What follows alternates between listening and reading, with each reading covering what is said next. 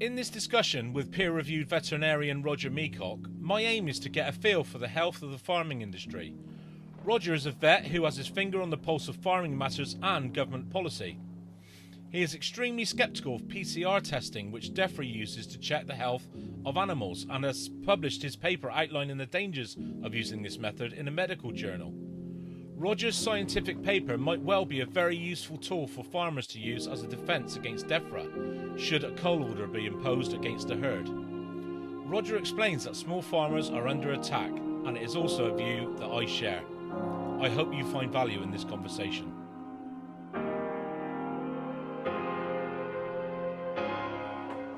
So I'm here today with Roger Meacock, a vet, and I thought it'd be a perfect person to talk to about the health of the farming industry and how he sees farming at the moment. Because I've chatted to a few different farmers, and we've heard from various different policies that are putting pressure on farmers. So I thought Roger, with his background in veterinary, would be a perfect guy to come and have a chat with. And he's got a lot of experience on some of the PCR testing, and he's written a white paper on that, which we'll cover in part 2 of this, because it might be a little bit too hot for YouTube. So there'll be 2 parts to this. We'll talk about the PCR stuff in the second part. So nice to meet you, Roger. And so, in your experience, that's how I would phrase it: is what, in your opinion, is the health of the farming industry at the moment? Good question, Clive. Thanks for having me on to begin with. It's great to put views across and get the farming community to consider what's actually going on, because I don't believe what's going on currently is happening by chance. I think there's been a plan for a long time to move into some sort of technocracy to attack farming. They want to use the land for rewilding, and that's been a UN project right back to the 1990s, and pushed by the then Prince Charles, now King Charles. Yeah. You went straight in there, because that's how I see it. But yeah. You're more involved in the industry than I am, so you see it as an attack on the farming industry. Yeah, and when I first qualified in the early 1990s, I worked in a farm-only practice. It was dedicated to farm. Quite in that time, I think it was quite rare for most practices then were mixed, and they did if you did large animals, you probably did horses and a few small animals as well.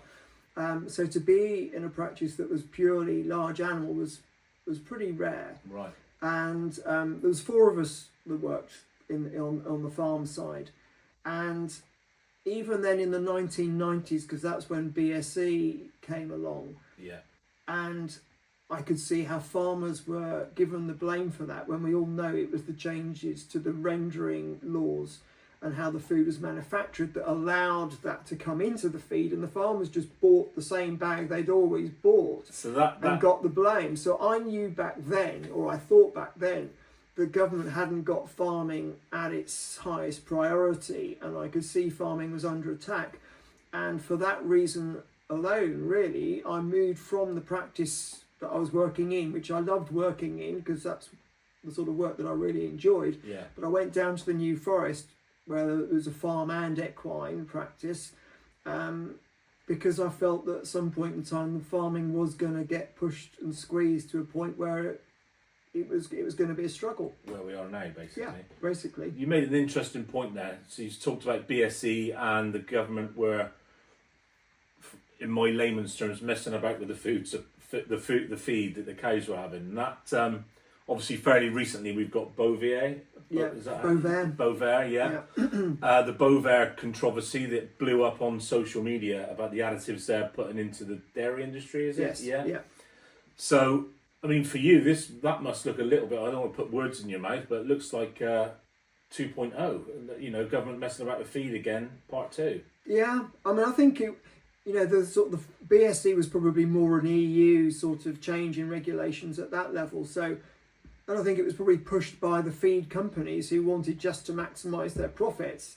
and bring cheaper ingredients into the feed industry to try and just make more money out of the farms. I think it was probably financially driven a lot back then, but certainly, but with the Bovaer, obviously, it's pushing this false climate narrative, which I think everybody realises that it's not what it's claimed to be. There isn't a carbon atom in a cow that hasn't come from the air already, via photosynthesis into plants and then eating it and growing. So, the idea that cows belching, putting methane is creating anything to do with climate, it's going back whence it came, as far as I'm concerned. Yeah.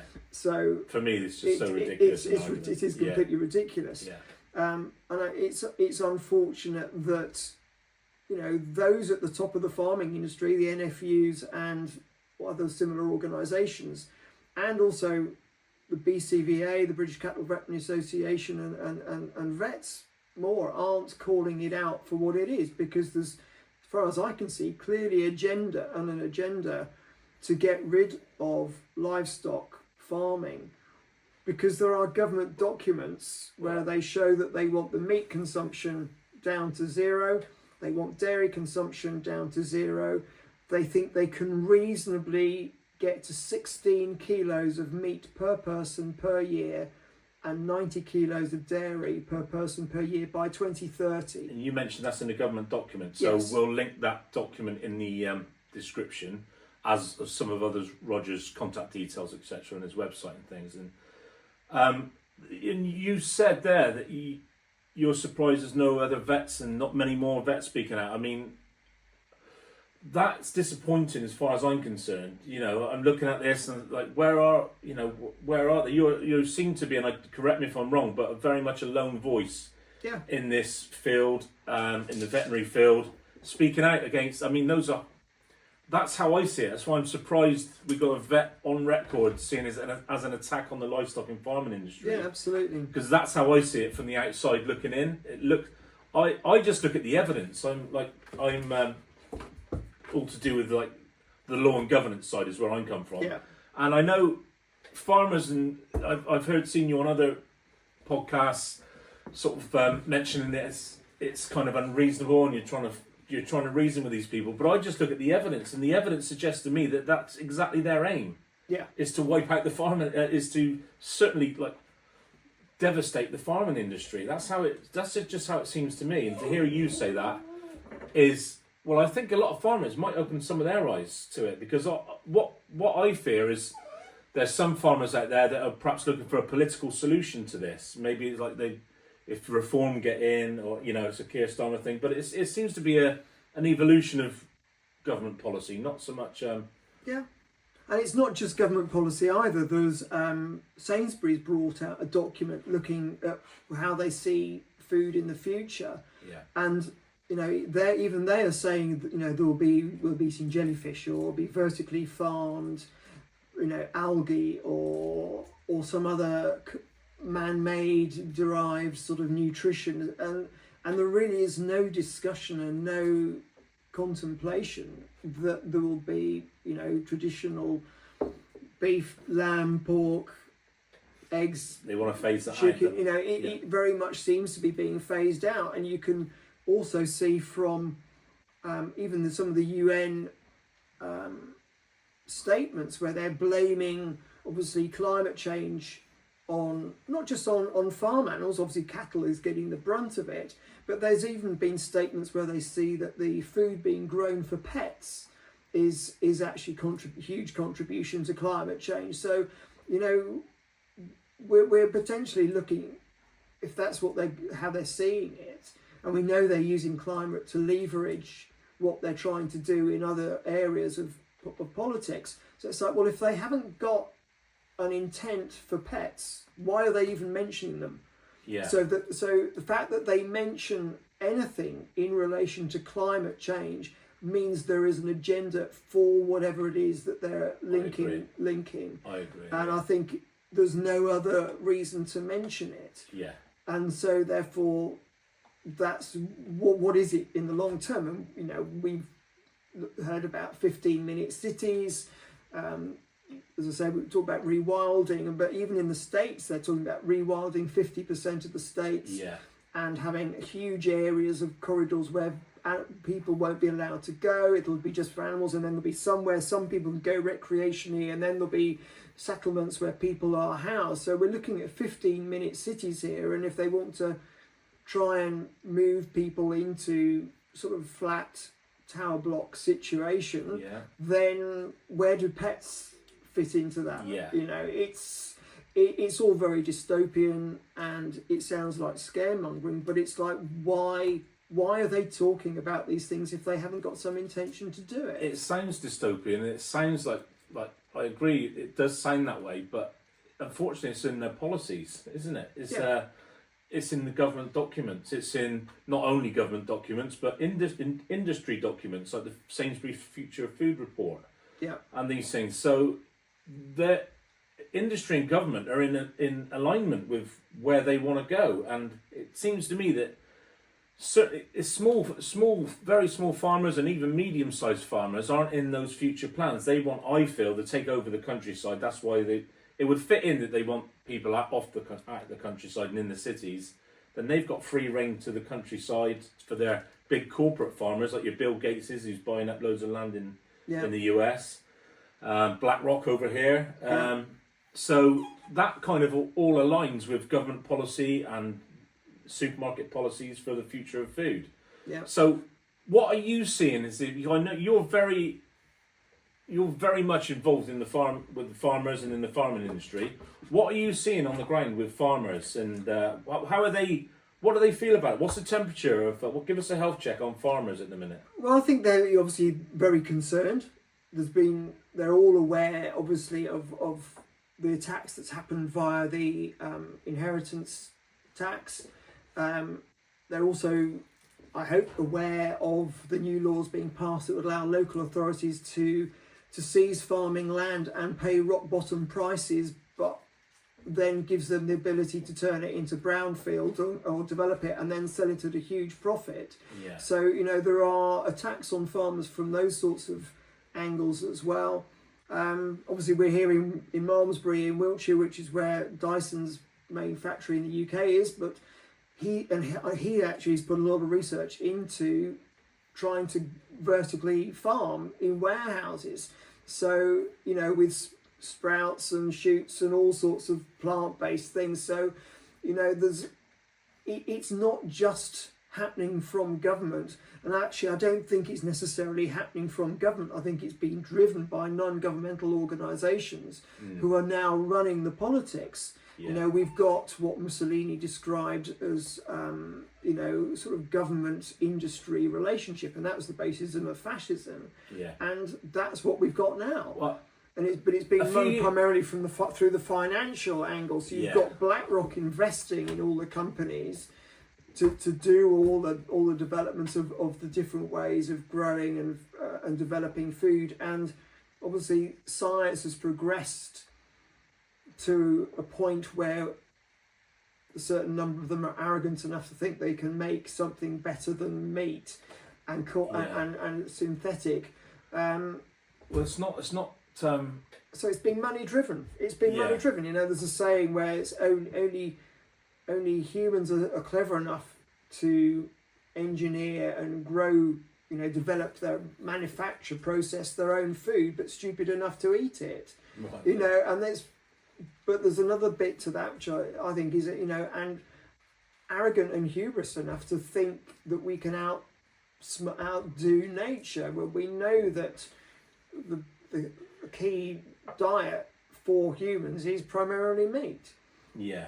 Yeah. And that's ultimately, but then you could argue that's also part of the plan, because if they get people on what used to be peasant diet, which is plant-based, then they know that keeps people suboptimally healthy, and people who aren't so healthy are less likely to resist and will also need more care by those around them. So or government.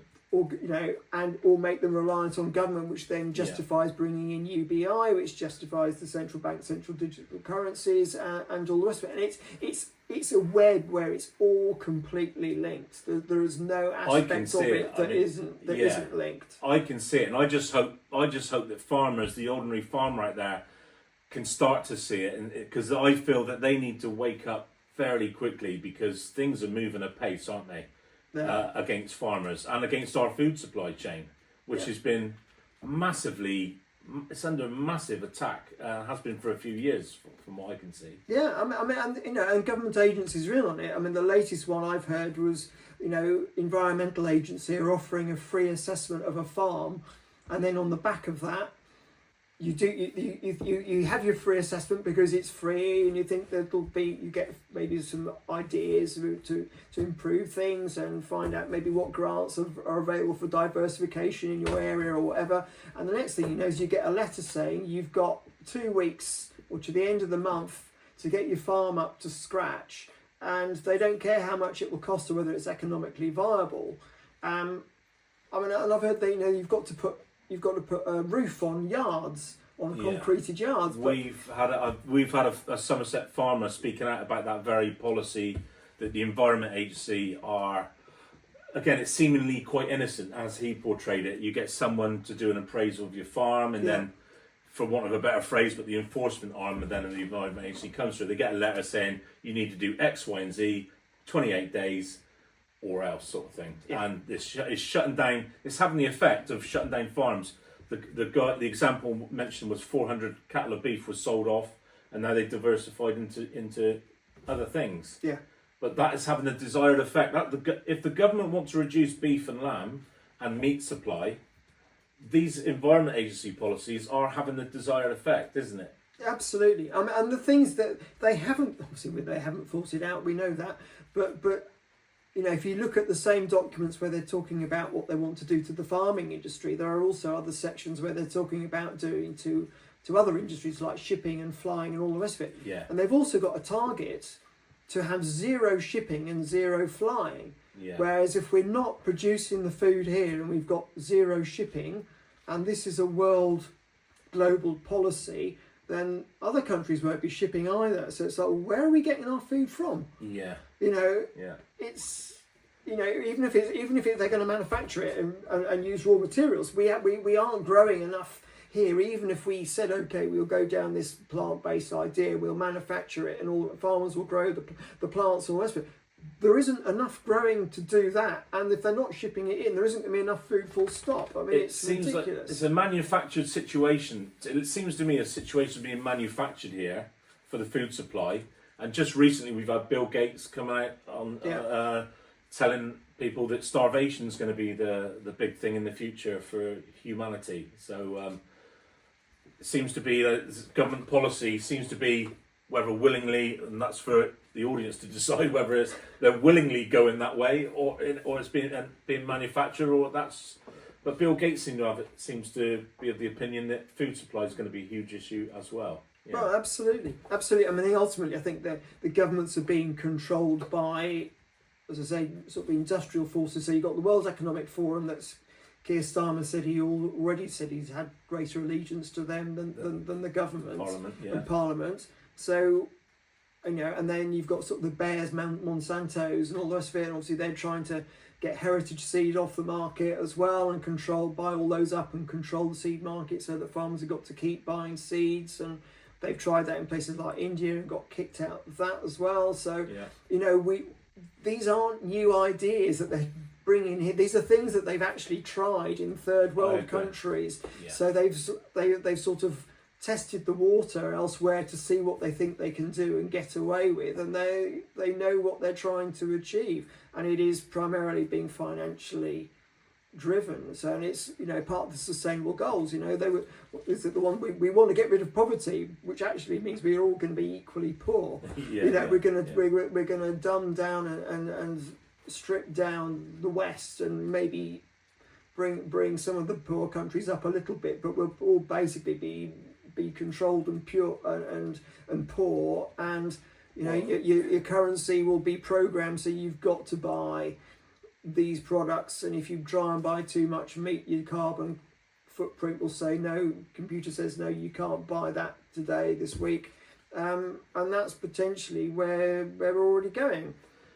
Yeah, I don't I don't disagree with anything you've said, and all the policy documents would appear to map that out. It's all in their own documentation, whether it's in government policies documents themselves or organisations that the government have supported and have financed the papers, to the research for the papers, or industry itself will say, like the Sainsbury's one, this isn't some ideas that you and I have picked out of the sky. That we've read it somewhere and on documents, and it's all part of the C40 cities documentation, and they're already talking about regionalisation in the UK. So they'll have like 7 or 8 areas, and the mayors will sit over those. And sounds very. It sounds like Hunger Games. It sounds like it's decentralising, but actually, what it means is it'll be a bit like Sadiq Khan in London. Yeah. So they'll have the little zones. They'll have a little zone. Yeah. They'll have the zones. It'll look like it's been centrally influenced, and it'll be closer to the people. But actually, what they really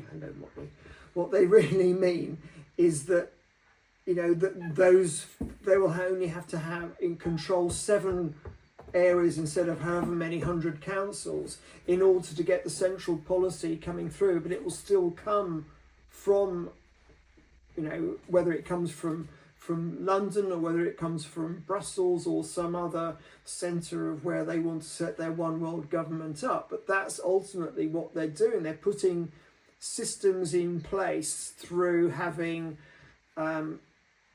targets and certain standards which will be universally implicated and applied, so that actually government on a country level becomes irrelevant, because actually so many of the standards are going to be international. It sort of defaults to a national one world, or to an international one world government of some sort. Through the back door. We saw that in the COVID era, and all the policies seem to be coming from the WF and the WHO. So that seems to be the model where going forward. But so let's bring it back down to so farmers listen to this. I'm sure to a lot of them this won't be new news. To some that might be raising an eyebrow, thinking, "Crikey, if what they're talking about is incoming, what's the future for me?" So, what, in your opinion, is there anything farmers? What can they sort of start doing now? The farmers around here, grassroots level. What do you think they can start to do? Is there anything they can do? Yeah, absolutely. Well, certainly, the first thing to do is keep farming, because no farm, no food is as true for the farmers as it is for those of us who are non-farmers. Yeah. So we've got farmers who've got to stick to farming and produce the food, but reach out to your local.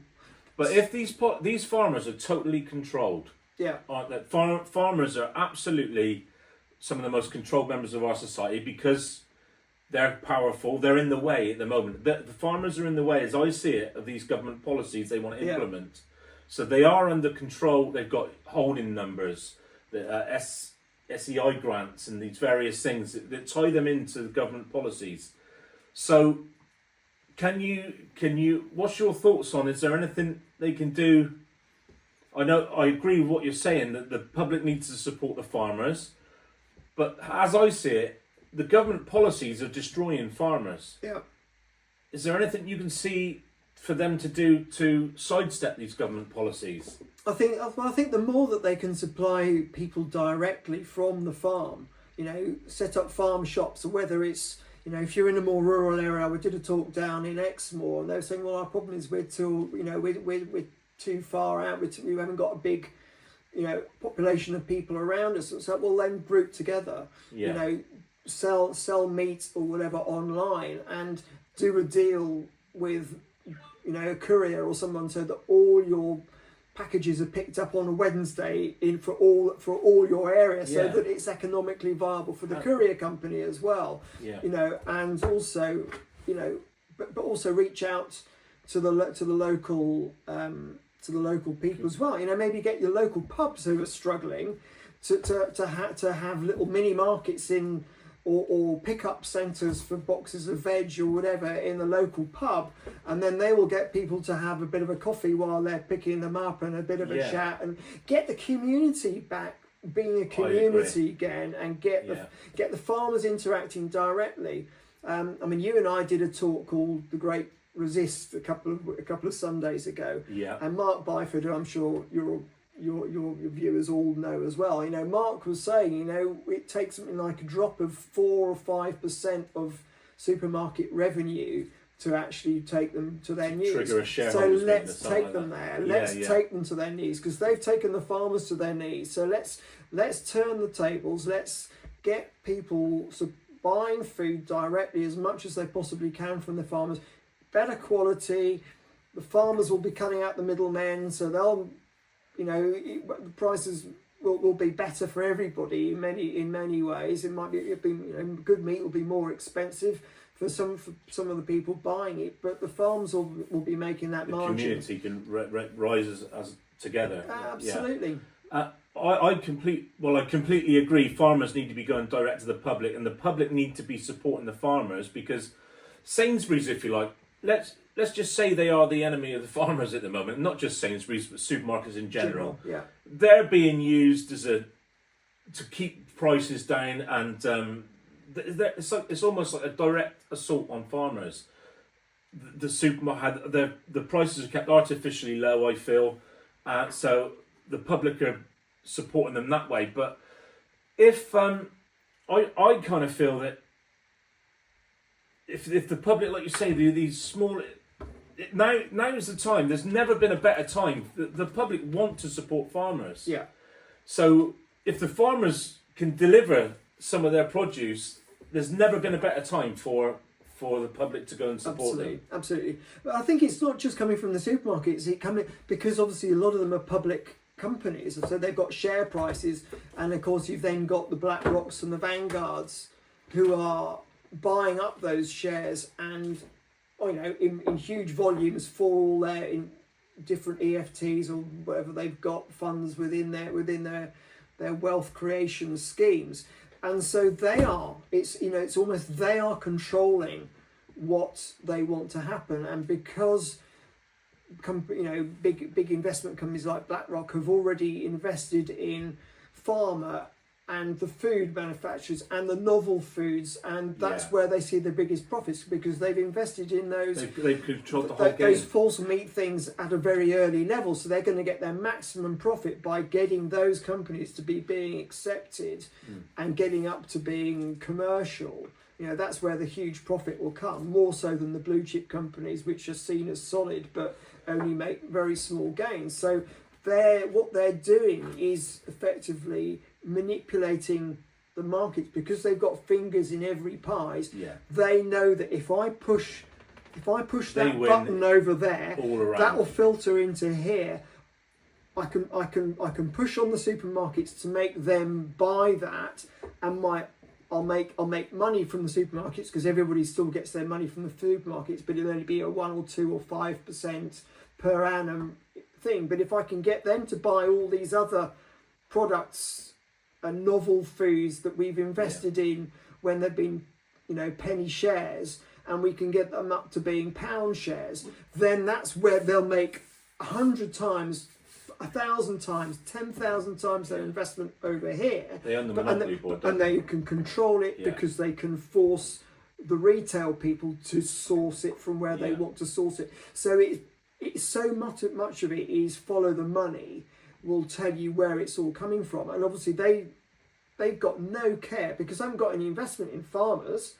So they don't care. They want them out the way. They want them out the way, because then they can use the land, because they've got shares over here in solar companies or windmill companies, and they know they're not profitable in themselves, but they know they can pull in huge grants, and that's where they make their money from as well. So it's all being controlled centrally by those who. The big, huge corporations. I mean, it used to be back in the 1800s, it's the British Empire, but they knew they couldn't create the British Empire again. So what they've done is they've sidestepped that into corporations, multinational corporations, and it's doing exactly the same thing the British Empire used to do in India or wherever our colonies were, but they're doing it on the corporate level, and then they're controlling the governments because the governments have got so much debt now, because they pushed the wars, because the investment companies got armaments investments, and so the whole thing is becomes a runaround, and they've got the governments in their pockets, whether they like it or not. Meeting with BlackRock, so that I completely agree. So the policy, we clearly talked about the policy and the food supply. Yeah, it looks dire for farmers. And how do you think this is going to be implemented in? How are they going to get rid of? I mean, they're starting with policy. Obviously, we talked about the Environment Agency, which is shutting down farms. Whether that's the intention or not, that's what's happening. So, how do you see? Because I've heard you talk about before that now. We'll briefly touch on PCR. We've got to go to PCR tests, and I'm worried that that'll take the YouTube channel down. So we're going to talk about that in part 2. But it seemed to me, if the government wanted to implement some of these policies and get rid of some of the livestock, they're going to have to get rid of the livestock, aren't they? Yeah. And that, what's your thoughts on how they're going to go about doing that? Well, there's two ways they can do it. One is they can encourage diversification so that the lands and the buildings are used for other things, which they're already doing. Yeah. Because then that gets and that's voluntarily, if you like, and they can pay farmers to put in environmental measures and look after hedgerows or nothing to do with food production. Or nothing, exactly. Yeah. But what will happen over time is those subsidies will dry up as we know. Yeah. And so that's one way where they get people out of farming, by pushing the farmers into doing other things. The other way to do it, obviously, is to create some sort of, or have a disease situation where they've then got to compensate for the loss of stock. That's what I see coming. Is that what you see? Do you see that coming? It is certainly it is a potential danger. I mean, they'll never admit that that's what they're trying to do, and I think genuinely, perhaps a lot of those at sort of the ground level of so some of the vets, for example, who are working for DEFRA and AFA, they're not party to the big plan. They've just been told we've got blue tongue, or we've got HPAI coming in. Yeah. They haven't got perhaps the bigger vision of all the policies and that, and they're just at a day-to-day job, administering whatever medicines that they're told to go and administer and check do the testing they're told to test for. Absolutely. And I think and to a certain degree they also know that the farmers as a workforce are an aging workforce. Yeah. And they also know that not a lot of the youngsters don't want to take over the farms, unfortunately, and that is probably our biggest threat to farming. Actually, is actually within the farming industry where there isn't. But again, that's policy, as I see it, isn't it? Policies could policy. Flip around to make farming profitable, very easy, profitable. Exactly. Encourage people into farming, but they're actively doing the opposite to that. So it's no surprise to me that the sons and daughters of these farmers think, that looks a lot of a hassle for very little reward. But then I would also say, obviously a lot of the kids and the younger people have perhaps got other skills, like internet skills, where they could use those skills to actually help with the marketing and help with the sales and all the rest of it. So it's for bringing that community together. There's no better than social media to advertise your produce and in your local community and get the local community together. I see that as a definite way forward. Yeah. But going back to the point, because I see disease as an imminent problem. Let's put it like that for farmers. And how can we put it delicately? But what's the situation with that? Is it, from a practical vet level with that? Does an issue get put out from, like, say, DEFRA? Is it? And it's like, so I've heard you talk about cull orders. So if there's, say, a disease that's come up in Wiltshire. And did DEFRA put out a cull order, or is there testing first? Well, so they'll have, for argument's sake, the foot and mouth. There'll be a suspect case. It'll be tested. The farm will be put into lockdown, and there'll probably be an exclusion zone around it. Yeah. To try and stop the spread, and then they'll do some testing, and then if it's confirmed, if it's a disease where they've got a cull policy, then it'll be implemented. And is it government vets that do the culling, or is it? Well, what's the practicalities of that? I mean, if it's as what happened back in the early noughties, to begin with, there were enough, DEFRA or MAF vets, whatever it was back then, to do that work. But ultimately, it expanded to the point where they pulled vets from practice in special dispensations to do that work. And did the farmer then have any? I'm just trying to look at it from a farmer's point of view now. Sure. And if a farmer rightly has suspicions about some of the testing policies, we'll just say, and some of the testing equipment and what they're using, because you've written a white paper to show that it's questionable at best. Let's just put it at that. We'll talk about this in part 2. Yeah. So it's questionable at best. The policies in place to test for these things, and if it's questionable and there's a cull order gone in, and a farmer is not happy because he knows his herd is healthy and is questioning the testing procedures. Yep. What powers does he have, if any? Good question, and I think it probably needs some specialised legal advice to totally clarify that. But as I see it, farmers have an obligation to their animals not to subject them to test procedure which they know to be suspect, when the outcome of that test could significantly impair their welfare of the animals, and also the farm itself. And surrounding farms too, nothing happens in isolation. Unfortunately, farmers have got obligations, whether they like it or not, to surrounding farms as to how they behave is going to potentially impact their friends and neighbours as well. So we've got to come at it from without, we're not putting blame or trying to cause problems for anybody, but we do need to be aware that there are wider implications. And it's a very, very touchy area, isn't it? I mean, we saw similar things in COVID. Yeah. You put your mask on to save me, that type of thing. Yeah. You get the thing in your arm to help me. Yeah. I'm not sure that's how medicine works. I mean, you'll know better. Well, I didn't do either of those. Yeah. No, nor did I.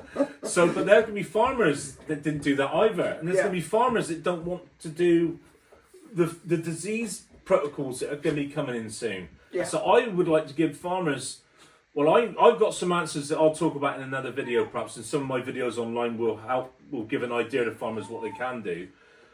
But we saw it in COVID, the pressure was put on individuals to save granny. Yeah. When that was questionable at best as well. It was. We're going to have those same things put in.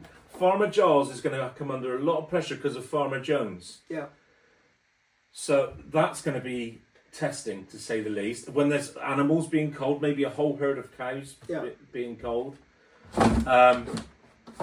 What have you got to say about that?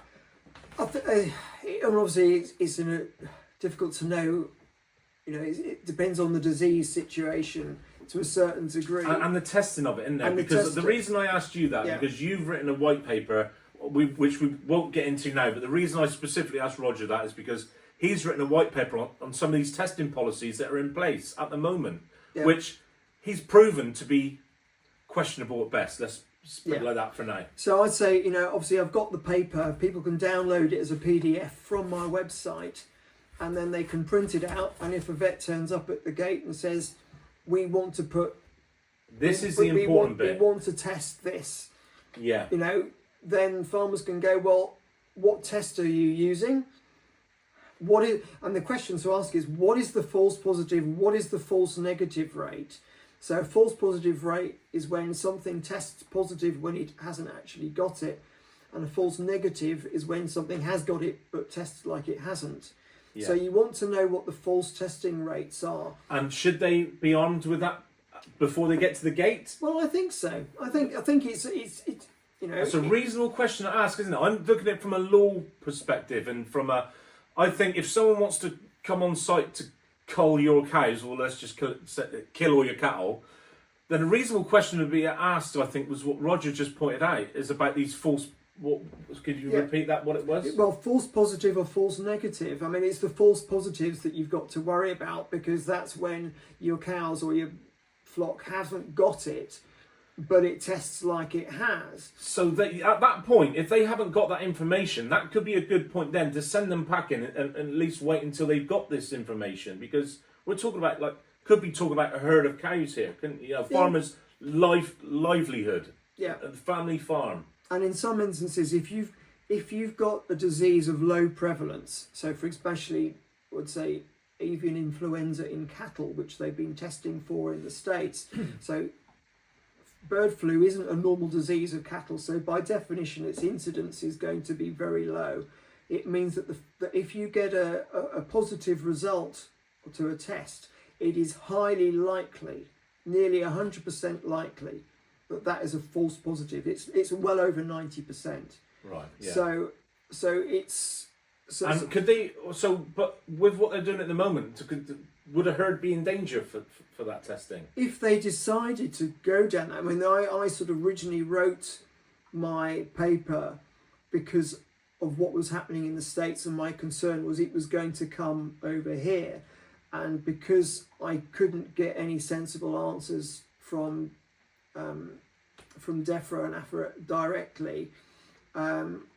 I then decided the only thing I've got is to try and sort of cut them off at the pass, as it were. Yeah. So I wrote the paper in advance to try and get something so that farmers could have something in their hands. I think that's a really valuable as a practical means for a farmer at the gate. I mean, I've highly advised downloading this paper that Roger's got on his website. I'll put the link in the description, because that, at least at the moment, if you're tied into government policies, which all farmers are, then at least you have some kind of a defence. Yeah. Something that challenges the testing methods that they're bringing to your farm gate and is threatening your way of life. So I think that's a really valuable tool to have for a farmer to have in his toolkit, because I don't really see much other. If farmers are involved so tightly with the government policies and getting government handouts and UK holding numbers, all the things that give jurisdiction for the government to come onto your farm, then you haven't really got much of a defence. No, and common sense isn't coming into it. You know, we've seen, you know, farmers might be aware of what's happening with Canada with the ostrich farm that's been sort of got the sword of Damocles hanging over it at the moment. It's got a stay of execution at the moment, but the fact that they've had no cases in this battle, whether it's a cull or not, has been going on 6 months. Right. You know, the common sense isn't coming into it and going, well, okay, do you know what? Okay, so it tested as a positive then, but it could be a false positive because after 6 months we now haven't had any clinical cases. Let's just on a common sense level, let's just move on. But that's not happening. Where I can link that to planning applications is planning enforcement gets issued on a case of harm, or a case of policy, like a contracts thing. So if a farmer's slurry tank was emptied into the river because he built it too close or something, they can be shut down really quickly because there's harm now to the environment to protect other farmers. If in this ostrich farm case there was genuine harm, they'd be dead already. Yeah. So so also it might give farmers some hope that there is a negotiation. Just on that case alone, there is the potential to negotiate. And if you've got Roger's white paper, that might be the first step in just hold your fire, guys, at the farm gate. As in, like, I've got an argument that, you know, you might be able to negotiate something like the ostrich farm case in Canada. Where there's clearly no harm. Otherwise, they'd have been put down by now, I'm sure, for cold or whatever the term is. Hang on, come here. He wants to be in the video.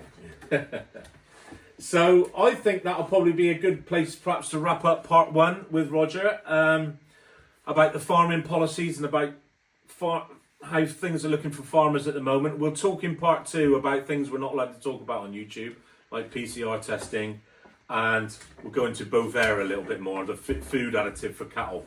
So thanks ever so much, Roger. We'll go to part 2. Indeed. What is up with you? I think we'll just keep rolling, don't you?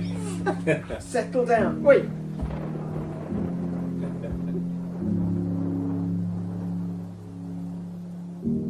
In our discussion, Roger mentions that a solution for farmers is to reach out to their local community, and I wholeheartedly agree. Roger also mentioned another farmer in our discussion, Mark Byford, aka the bowler hat farmer. I'm sure some of you are well aware of him. Mark has just completed a tour of Britain, speaking at various festivals and events highlighting farming issues all over Britain. Mark has a website which links people to farmers, foodfindershub.co.uk. These incentives are a part of the solution, and I will link Mark's details in the description below. As a part of the solution that I can offer, soon I will be speaking to hundreds of farmers at a meeting which is being organised behind the scenes right now. I will post details when plans have been finalised, so stay tuned for that. The fight back has begun. Thanks for watching.